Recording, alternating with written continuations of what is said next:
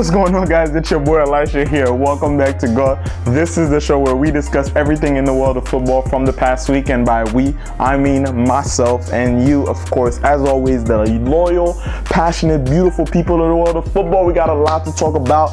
International break is done. We're back to the club football. Without further ado, let's get right to the business. First up, I know I said that the international break is over, but I cannot move on from it without talking about the man himself, arguably one of the GOATs, one of the greatest of all time in football history. Cristiano Ronaldo scored 4 goals against Lithuania this week for Portugal. And of course, yes, I know exactly what y'all gonna say. Oh, it's Lithuania, it's no problem, whatever. 4 goals is still, I don't think y'all understand, these are still professional players. Put some respect on Lithuania. 4 goals, past the goalkeeper, past a defense is nothing to play with. He's got 93 international goals now, and until last week, I thought, you know what, he has 89, it's taking him a while. It's gonna take him a little bit longer to get to that 100, but now he's only 7 goals away. 7 goals, 2 hat tricks, and he only needs 1 more to get it. And it's Cristiano. When talking about Cristiano Ronaldo or Messi or players of the sort, you could expect hat tricks. That 100th goal is coming sooner than later, man. It's just this guy is unbelievable. He's so good. He's so good. Anyways, now I had to pull out the Barca shirt today because we're back to club football. And although it pains me to say that Messi is still not back, he's still in injury. And it's still a doubt whether or not he's going to be able to make it for the Dortmund game, the first Champions League game of the season, and Lionel Messi might miss it. It's tragic. But anyways, we're talking about La Liga for right now, and only one man, the man right now who is making me so proud to wear this shirt, to hang this flag, my man from Guinea Bissau, and I know I said Cameroon last week, my bad, bro, wrong African country, Ansu Fati. 16-year-old Barcelona player, scored his first goal the other day in his debut for Barca, and now in his first start for La Blaugrana, this man scores a goal and an assist and provides an assist within 7 minutes of the game against Valencia. Oh my goodness. Come on, bro. I need some water. I need some water because this man is unbelievable. He's just 16. He is 16 years old and he's doing all that. Come on, King. We weren't ready. I wasn't ready. I was not ready. I don't know where he came from. And apparently he's grown in La Masia. Like, he's been with Barcelona technically for a while now. And at 16 years old, they brought him into the first team, and bing, there he is now saving Barcelona. And he got taken out at the 60th minute because, you know, at that point he had lost the ball a lot during the game. He was playing really great. He's very brave, very unselfish too. On a lot of occasions, he got one defender from Valencia with a sombrero, and this kid is so good, bruh. He's following the ball the whole time, the sombrero from the ground up over the defender's head. His eyes are following the ball, and as soon as it's about to go down, that instinct where he knows I got the ball and it's about to go down over the top of the defender's head, he's already looking inside the box, seeing where the outlet is coming from and where he can pass the ball and not just shoot it at the goal. So mature, so very early at his age, man. This kid, if he keeps going like that, he's gonna be incredible. And that's one thing that, you know, I worry for his future is he's probably going to go out on loan. Dembele, Suarez, who replaced them in the 60th minute, who got himself 2 goals also. Messi's going to come back. Griezmann is there. Like, there's so much attacking power that just no matter how good he is, he doesn't have enough experience, and just based on his age, he's not going to get that much playing time, so he's probably going to get sent out on loan. And who knows what's going to happen when that goes. But, you know, my fears for him are completely invalid, and all that matters is how he wants to progress as a player and how the pros know how to handle it. So I wish him the best of luck. Right now he's at Barcelona, and I just want to keep seeing that boy make history, man. But that also brings back another point, you know, is he the answer to the question, what will Barcelona do when Messi's gone? And I think it's unfair, and Valverde said this also, that it's kind of unfair to have all that hype, and he needs to be protected against all that hype because he's very young. You can't expect him to score and assist within 7 minutes every game, or even score or assist at all every single game. He's just 16. It's unbelievable that he's doing this right now, but don't put so much pressure on him to do it. So the hype needs to kind of course, I welcome all of it and want him to get as much recognition as he can, as long as he has a good entourage and he's staying grounded, and that, you know, he's just playing the game the way he knows how to, and right now, and also grow more and more, because Barcelona is the best team and best environment for him to do that. But yeah, man, in other news in La Liga, Atletico Madrid lost 2-0 to Real Sociedad. So right now Sevilla is first, Atletico is still second, but it's close, you know, 10 points, 8 points, you know, it's still very close in La Liga.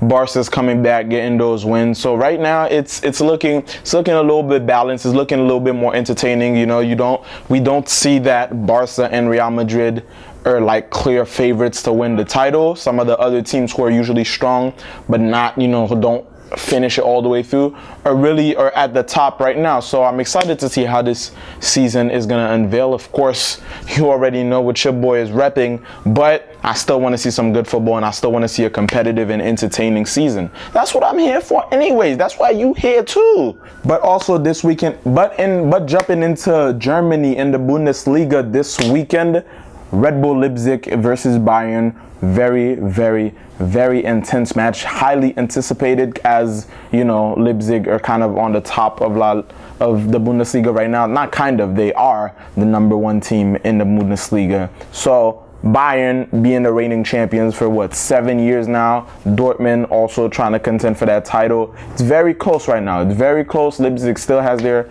spot on the top of the table, but Bayern and Dortmund are staying put. They're really close right now. So it should be an interesting season. I hope that it comes down to the wire, and that these three teams, as it's looking like right now, can keep going toe to toe for it. Because I'm gonna be real with you. Listen, Bayern fans, the whole organization, I love y'all. I love the football y'all play. I love how y'all go into the Champions League every year. But I'm gonna be real with you. I'm sick and tired of seeing y'all winning the Bundesliga every year. And I'm not gonna be a hypocrite. You see the badge I claim. You see the flag I float. Do we float flags? Can somebody check? Are flags floated? So I've been told that flags aren't floated, but you know what I'm talking about, okay? I know that, but this hierarchy, okay, in La Liga and Real Madrid and Barcelona, mainly Barca winning the league all the time. So if I wasn't a Barca fan, I would probably be just as mad about it as other people probably are. But now, you know, I'm not a Bayern fan, so I'm allowed to say that about them. I'm tired of seeing y'all win every year. I'm all for winners though, but I want something new. And speaking of new things, something actually that we haven't seen in a very long time, Inter Milan are top of the Serie A table, 3 for 3, 3 games, 3 wins, 9 points for the new home of Alexis Sanchez and Romelu Lukaku. So I'm happy to see that they're getting back to it. They're a legendary team. They have a great history. Players like Zlatan Ibrahimovic, R9, you know, they have a strong, rich history in football, and they've kind of been, it's been descending for a while now, but it seems that they made some great business during the transfer window, and they're picking things back up. Juventus got a draw this weekend, 0-0 against Fiorentina. So now they're at the second place of the table. So I'm excited. Napoli, you know, AC Milan, I'm excited to see what these teams can bring to the table and possibly have a new Serie A champion for once. And moving on to the Premier League, some really, really entertaining stuff as always in England this week. We have Chelsea winning 5-2 against Wolves, but the most interesting part about that, Tammy Tammy Abraham. I don't know if most people call him Tammy. It's usually Abraham. But Abrahamos, Taminios Abrahamos, Tammy Abraham scored a hat-trick for Chelsea this weekend, looking like Drogba right now. Come on, man. Come on. This kid is dangerous. He's very, very dangerous, and Chelsea have found themselves finally somebody worthy of calling a striker. Finally, you can rest easy, Chelsea fans, and know that you have somebody reliable up front. But that's not the solution of all their problems. The defense still lacks a lot. And speaking of lacking defenses, just like Arsenal this week, blowing a 2-0 lead. They were 2-0 up. 2-0 against Watford, and somehow they managed to blow that. You can see that both teams were getting really, really, really tired. It was 2-1 at some point, and then they gave away that penalty at the second half, man, and they could not recover from it. And it was, you could see both teams super tired. The guys obviously put in a lot of work, and they just could not, at that end of that game, despite being so tired, so exhausted, you could tell that at any point something could pop off. Somebody could score at any point. It was that loose at the end of that game. So they had to share the points. As always, this is just Arsenal fans. I feel your headache and thinking that you got that 3 points and then just having it slip away from you like that. Shaka. And listen, man, it's rough out here for you. And it's even more rough for Manchester City losing 3-2 to Norwich and their now famous Finnish man Teemu right now killing it in the Premier League. 5 games, 6 goals, absolutely killing it for Norwich, and scoring, adding on to Manchester City's misery and scoring 1 goal, their winning goal for them this weekend. So shout out to Norwich. And now Liverpool, who won their game, are top of the Premier League, 5 points clear of Manchester City, and everything is good at Anfield. Everything is good in Liverpool right now. They're just chilling. Probably not. They know where they've been. They know how last season went, so they're not going crazy like, oh my God, we're 5 points before October. So, you know, ain't nothing to be too excited about. Just there's a long way to go, and there's probably gonna be a whole lot of fluctuation and changes in between that. So, but they're definitely at a good spot right now. It's not comfortable though. And not to forget, you know, I know League One is not the most exciting thing happening in Europe right now, but when the main man Neymar comes back, you got to talk about it. You have to. This man came back after a long run of injury, after a very tiresome, a very drama-filled transfer window. He came back. He came back to the Parc des Princes to play with his team. His team, who's probably going to be his team for the rest of the year now, for the whole season, since it seemed like a January move at this point would make no sense. Came back to booze on the pitch. Oh, tragic. Came back to booze. The fans are furious at him. He wants to leave. They don't like him. But they booed him, and then this man ended up scoring a 92nd minute kind of an overhead kick, kind of a low ground bicycle kick to win the game for PSG. His first game back, he does that. He had a phenomenal game overall.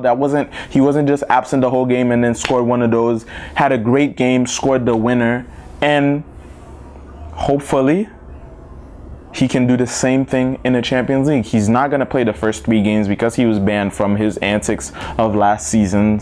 Petty, stupid stuff. But when he does come back, if he's well and completely in great health, then let's see what he can do for them this year. And if they have him the whole season, how much of a difference he's going to make for the France Giants. But yeah, man, I'm excited for this week. The Champions League is finally back. Dortmund versus Barcelona. Come on. Liverpool versus Napoli, Chelsea, Valencia. It's a very, very, very good weekend football, and I'm super excited. I can't wait for European football to be back. But yeah, man, that's pretty much it. Champions League coming soon. As I said, whole lot of things going on in football right now that I'm loving. Games regularly, so I'm super excited. You know, every single day, everything. It's making me so happy. It's making me so happy every day. I wake up and I look over my shoulder, to my imaginary friend and I say, hey, it's another great day to be a football fan. And of course, my imaginary friend doesn't respond because he/she is imaginary. But yeah, man, if you guys enjoyed this video and are enjoying football right now as I am, make sure you drop a like, subscribe to the channel, make sure you check out the social media and La Musica in the description below, and I will see you wonderful, beautiful fans of football next time on Goal. Peace.